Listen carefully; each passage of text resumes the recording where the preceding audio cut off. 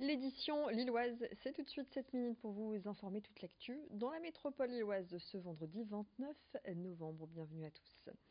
La fin du suspense, Martine Aubry est bien candidate aux élections municipales à Lille en mars prochain. Elle l'a annoncé hier dans les colonnes de La Voix du Nord. Elle entend donc bien briguer un 4e mandat avec, je cite, un programme socialement juste et écologiquement fort. Ancienne ministre de Lionel Jospin, Martine Aubry est maire de Lille depuis 18 ans.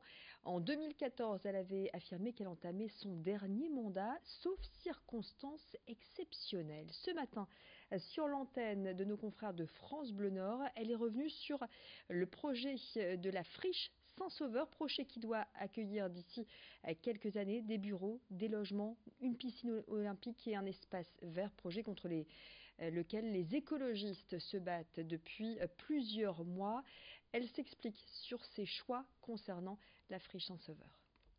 Bien sûr qu'il faut continuer à avancer. Il y a d'ailleurs encore 3 ou 4 sujets sur la table, mais je ne renoncerai pas à faire un quartier de mixité sociale, qui d'ailleurs part de 5 à 6 étages pour descendre vers des maisons. Donc vous allez avoir... Même si ça vous coûte une alliance avec les Verts.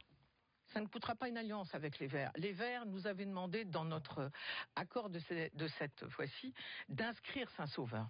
À l'époque, on n'avait que 0 hectare 8.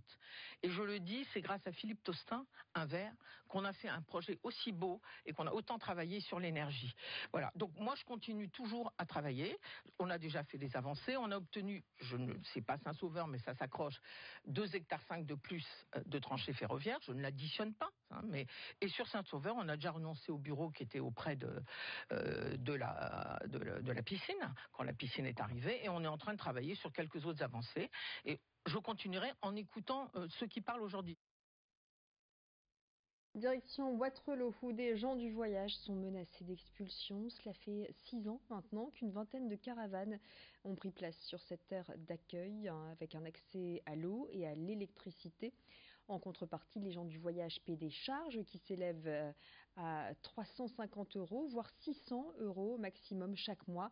Sauf que depuis quelque temps, les dettes s'accumulent. Du coup, la MEL, la métropole européenne de Lille, a lancé une procédure d'expulsion. Les gens du voyage ont jusqu'à mardi pour quitter les lieux. Sur place, les résidents se disent dans le désarroi en cas d'expulsion. Les familles craignent de tomber dans une situation encore plus précaire, sans possibilité de scolariser les enfants et sans aide médicale.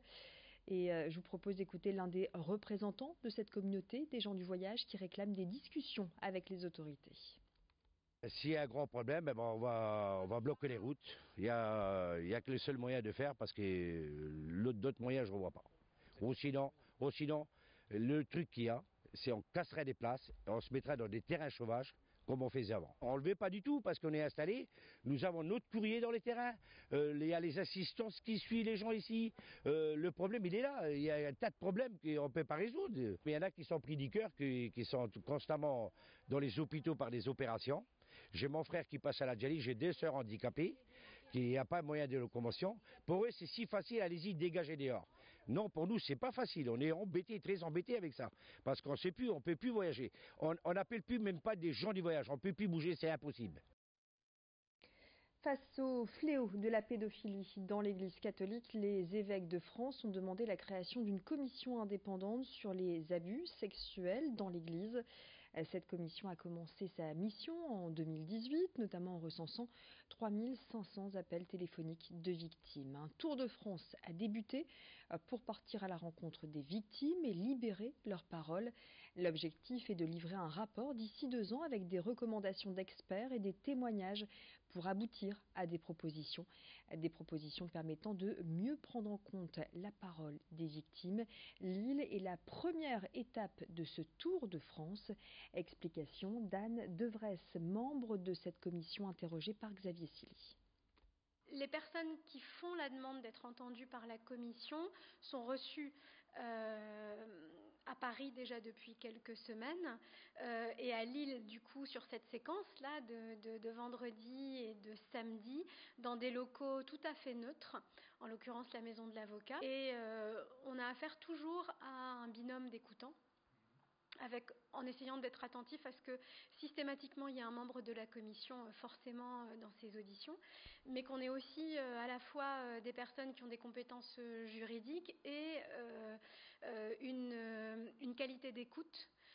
Donc là, pour ce qui concerne les auditions qui auront lieu à Lille, on va avoir du coup 3 binômes d'écoutants et on aura à chaque fois la présence de quelqu'un qui soit formé à ces sujets et aussi toujours la présence d'un membre de la commission pour entendre les personnes qui en font la demande. Et sachez que les victimes de pédophiles au sein de l'Église peuvent appeler ce numéro de téléphone, le 01 80 52 33 55, 01 80 52 33 55. Interdire la vente de protoxyde d'azote aux mineurs, c'est le but d'une proposition de loi déposée au printemps dernier par 8 sénateurs du Nord. Depuis, Valérie Létard a obtenu l'inscription de cette proposition de loi co-signée par 92 sénateurs de toutes tendances politiques à l'ordre du Sénat le 11 décembre prochain. À l'os, c'est sur cette problématique que Valérie Létard, Jocelyne Guidé, sénatrice de l'Essonne, est nommée rapporteure du texte, et une quinzaine de maires de la région se sont réunis hier. Tous ont adopté des arrêtés municipaux pour stopper la vente de protoxyde d'azote aux mineurs dans leur commune. Le protoxyde d'azote, un gaz détourné par certains mineurs. La sénatrice du Nord, Valérie Létard, espère une prise de conscience à l'échelle nationale pour empêcher l'usage lucratif du protoxyde d'azote. Elle s'en explique au micro de Rémi Desremeaux. Il faut aujourd'hui ne pas rendre possible la revente de ces produits pour des usages détournés, c'est-à-dire autres que pour ceux pour lesquels ils ont été faits. Donc ça, c'est important. On interdit la vente aux mineurs. Il faut aussi faire en sorte d'inscrire des pictogrammes sur ces capsules qui montrent la dangerosité de ce produit lorsqu'il n'est pas utilisé pour ce pourquoi il était fait. Donc ça, c'est important aussi. Et ensuite, nous rencontrerons le cabinet de la ministre parce que ça passe pas par la loi.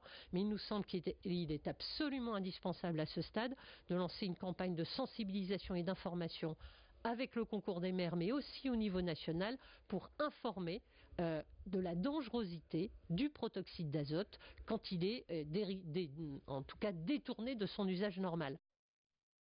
Allez, c'est la fin de cette édition lilloise. Merci à vous tous de l'avoir suivi.